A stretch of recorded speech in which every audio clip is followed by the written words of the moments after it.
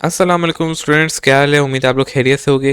जैसे कि मैंने आपको बोला था कि हम मॉडल पेपर सॉल्व करने की सीरीज़ अपनी चला चुके हैं, जिसके अंदर हम जूलॉजी और बॉटनी के पेपर को हम कवर अप करेंगे, जो कि board of intermediate education Karachi ने रिलीज़ किया है 2026 का मॉडल पेपर। आज हमने बॉटनी का पेपर सॉल्व करना है पार्ट 1, यानी फर्स्ट ईयर के स्टूडेंट्स के लिए ये वीडियो होने जा रही है। इससे पहले हम zoology part 1 and part 2 upload कर चुके हैं, जिसका हमने एमसीक्यू शॉर्ट एंड लॉन्ग सब कुछ कवर अप किया है। यानी first year and second year वाले उसको जाके देख सकते हैं। फर्स्ट ईयर वालों के लिए अलग वीडियो बनाई गई है और सेकेंड ईयर वालों के लिए अलग वीडियो बनाई गई है। आज हम लोग बॉटनी का पेपर सॉल्व करने जा रहे हैं, जो कि फर्स्ट ईयर वालों का है।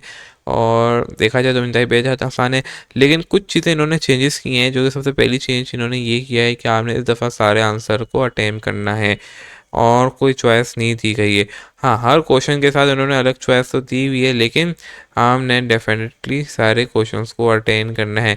ये थोड़ा सा ख़तरे वाली बात है आप लोगों के लिए कि आपको हर सवाल अब आना चाहिए।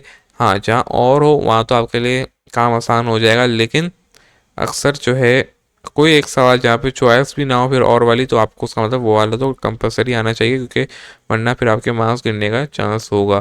तो इन्होंने बस इतनी सी चेंजेस की हैं, लेकिन फिर भी अगर देखा जाए तो बॉटनी का पेपर आसान ही बनाया हुआ है। सबसे पहला सब अब अगर हम सॉल्व करना स्टार्ट करें तो उसके अंदर जो सबसे पहले हम करेंगे वो होगा सेक्शन बी, यानी शॉर्ट, फिर उसके बाद लॉन्ग और फिर एमसीक्यूज की तरफ जाएंगे। ये तरतीब हमने रखी है जैसे आपके मॉडल पेपर में आया है। अब सबसे पहला जो आपका सवाल आया है वो है right short note on mitochondria. या तो आप शॉर्ट नोट माइटोकॉन्ड्रिया पे लिख दो, या प्लास्टिक्स जो होते हैं जो कि हमने पढ़े हुए हैं उस पर लिख दो, फिर आपने उसकी टाइप्स भी बतानी होगी। लेकिन मेरा रिकमेंडेड होगा कि अगर माइटोकॉन्ड्रिया जैसा कोई आ रहा है तो आपने माइटोकॉन्ड्रिया का लिख देना है।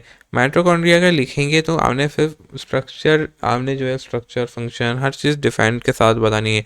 माइटोकॉन्ड्रिया क्या है, फिर इसके बाद उसका स्ट्रक्चर क्या है, फंक्शन क्या है, किस तरह का दिखता है, आपने हर चीज़ बतानी है। खुद का डीएनए है, ये सारी चीज़ें आपने बतानी होंगी।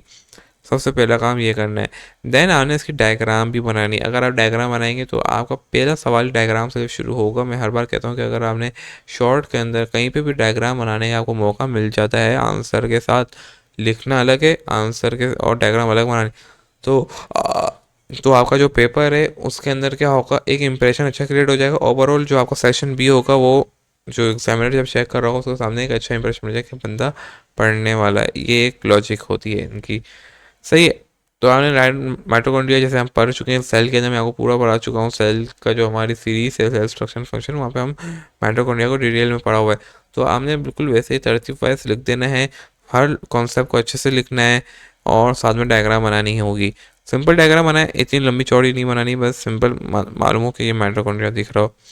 दूसरा सवाल आया, describe the role and deficiency of symptom nitrogen potassium plant. ये भी हम पढ़ चुके हैं, ये आपका प्लांट वाला सवाल है, फॉर्म एंड फंक्शन प्लांट के अंदर है।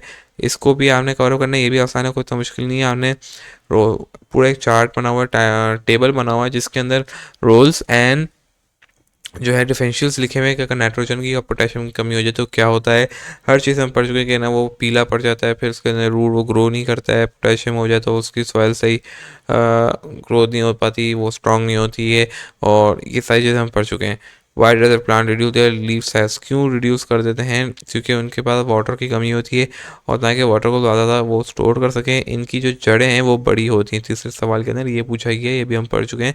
और हाइड्रोफाइट्स और मीजोफाइट्स, ये जो हमने प्लांट्स की टाइप्स पढ़ी थी, ये सारे यहाँ पे लग रहे थे। उसमें से आपके पास कौन सा था, एक्सोफाइट्स था, जो कि डेजर्ट प्लांट्स थे जिनके पास वाटर नहीं होता, उनकी रूट्स होती हैं बड़ी होती हैं, प्लांट्स जो लीफ होते हैं वो छोटे होते हैं, ताकि वो वाटर को क्या कर सके, स्टोर कर सके। उनके पास जो ट्रांसपायरेशन कम हो, स्टोमेटा कम से कम खुलेंगे।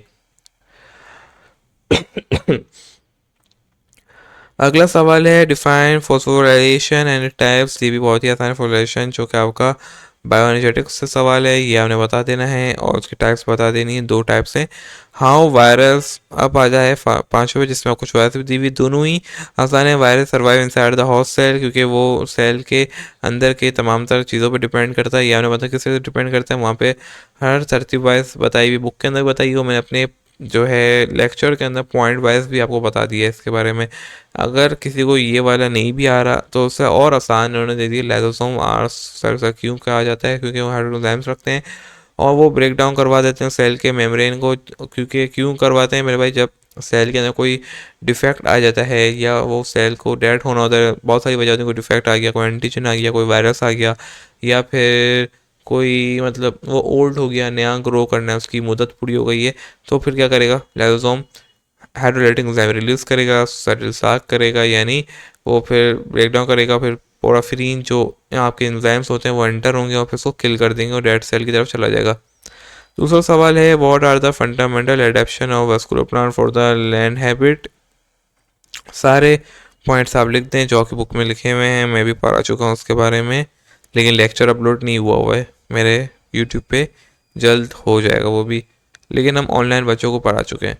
How pyruvate is converted into acetyl co A, कैसे कन्वर्ट होता है मेरे भाई, माइटोकॉन्ड्रिया ऑक्सीजन के साथ रिएक्ट करता है, कार्बन डाइऑक्साइड बनती है और फिर एक्सेटाइल को ए कन्वर्ट हो जाता है इसमें, और माइटोकॉन्ड्रिया के फिर वो एंटर होता है। Differentiate between aerobic and anaerobic bacteria, ये आपने बता देना है कि ऑक्सीजन का सर्वाइव करता नहीं करता है, इसकी एग्जांपल्स बता देनी है आपने साथ में एक दो।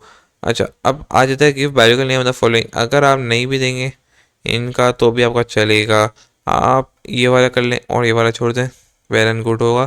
ठीक है, देखें इसकी इतनी इंपॉर्टेंट नहीं है जितनी ये वाली है, तो आप इसी पे रहें, इसको छोड़ भी सकते हैं, कोई इतना इंपॉर्टेंट नहीं है, क्योंकि आपने बाकी सब तो वैसे भी पढ़ा हुआ होगा। तो देखें कोई ऐसी चीज़ नहीं है जो मैंने नहीं पढ़ाई हो, और ये भी नहीं कह सकते कि मुश्किल होगा, सारी चीज़ें आसान है और हो जाएंगी।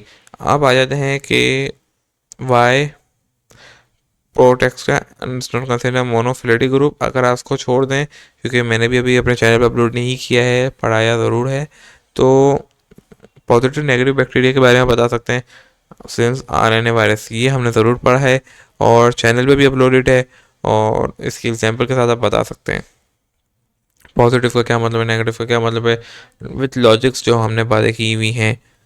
Right any four control of harmful bacteria को कैसे कंट्रोल के लिए किया जाता है, उसकी पूरी लिस्ट है। सैनिटाइज किया जाता है, डिस्टेंस रखा जाए, हैंड वॉश किया जाए और फर्टिलाइज़र यूज़ की जाए, ये सारी चीज़ें हम वहाँ पे बता सकते हैं। How plant cope with low temperature के अंदर वो कैसे ग्रो कर जाते हैं, ये आपने बताना होगा, और इसकी जो है हमने पूरी डिटेल्स बताई हुई हैं, उसको आपने देखते हुए रीज़न बताना है। आसान है पेपर, देखें शॉर्ट तो आपका सारी कवर अप हो गए, कितने ही हमने करे हुए हैं, एक आधों का जो कि नहीं होगा वो भी हम और में फंसे, बाकी तो सारी चीज़ें हुई हुई हैं।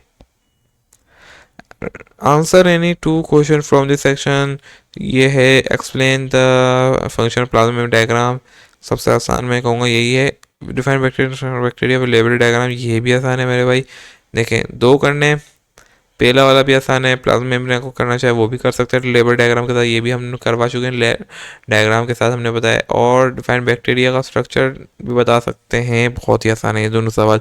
दूसरा सवाल आता है कि आपने बता देना है light independent in detail with diagram, ये भी आप कर सकते हैं। C3 cycle try carboxylic cycle जो थी आपकी, जो कि इंडिपेंडेंट था, डार्क रिएक्शन था, उस पर आपने बताना है। अगर कोई ये नहीं करना चाह रहा, किसी को ये नहीं आता, वैसे तो ये भी बहुत आसान है, हो जाना चाहिए, इतनी मुश्किल चीज़ नहीं है, आसान है।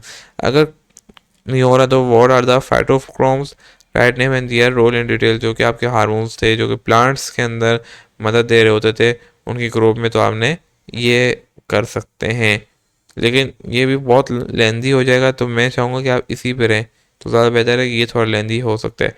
अब लास्ट आता है कि लाइफ साइकिल ऑफ एंड बताइए हेल्प ऑफ लेबल डायग्राम। देखो बच्चे, ऑप्शन यही है कि ये वाला तो आपके लिए कवर अप हो जाएगा इजीली, इसके अंदर से हमने इंडिपेंडेंट वाला उठाया, ज़्यादा बेहतर इन सबको छोड़ दें, ये थोड़ा आपके लिए लेंथी कर देगा और मसला करेगा और आपका टाइम कंप्लीट हो सकता है। हाँ, अगर किसी को लगता है हम कर लेंगे, वेल एंड गुड, फिर वो इन पे भी जा सकता है। अब आ जाते हैं MCQs की तरफ, जो कि हमारा लास्ट पार्ट है इस वीडियो का। अच्छा, organelle other than content nuclear dead content DNA, वो कौन है मेरे भाई, माइटोकॉन्ड्रिया है और कोई नहीं है। ओके, यहाँ पे क्या गड़बड़ है, ए ओनली वन, एक DNA। ओके, यहाँ पे फिर हमारे पास 3 ऑप्शन नहीं है डायरेक्ट, 2 और 3 है, तो हम C पे जाएंगे। C होगा क्लोरोप्लास्ट एंड माइटोकॉन्ड्रिया 2 और 3, number of carbon and oxygen form during citric acid 6 carbon. The oxygen released during photosynthesis come from the water. Water की स्प्लिट होती है, हमने साइकिल बता चुके हैं.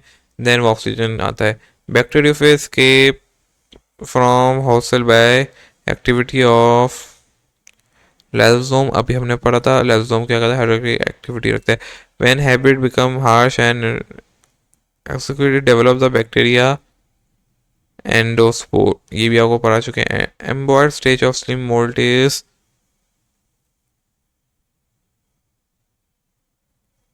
वो होगा आपका डी स्पोर्चिनिया. Subdivision of pteridophyte true root and leaf उसे हम कहते थे. ये मेरे को देखना पड़ेगा, ये वाला मुझे सही याद नहीं है. Process involve the promotion of flowering by cold treatment is called ventilisation. बहुत ही आसान है. Guttation occur through stomata. हाँ stomata. Clarity of image and known as resolution. Magnify करना लार्ज कर दिया जाता है, लेकिन रेजोल्यूशन जब तक अच्छी नहीं होगी तो आपकी इमेज साफ नज़र नहीं आएगी. Organ involve in the phosphor respiration. Organ involve in phosphorylation 2 है. Structures more than virus having a single strand double strand DNA called double strand DNA virus. I think viroid है. एक बार ये देख लेना, मुझे सही याद नहीं है. Aerobics bacteria produce chemical during respiration accept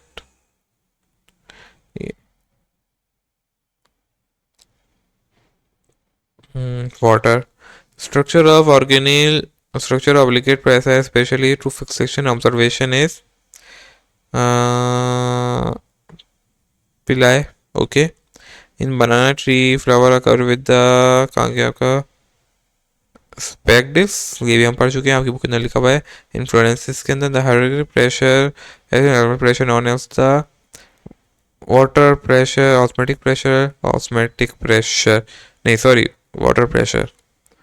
last में है induction of flower in response to relative date and night known as photoperiodism. ये भी हम पढ़ चुके हैं. डबल फर्टिलाइजेशन कहाँ पे होती है मेरे भाई, एंजियोस्पर्म में होती है. तो ये था हमारा आज का आपके लिए लेक्चर, जिसके हमने ये सारी चीज़ें कवर अप कर ली हैं. फिर मिलते हैं एक नेक्स्ट वीडियो के अंदर, वो भी होगी आप सेकेंड ईयर वालों के लिए बॉटनी का. टिल देन अल्लाह हाफिज़.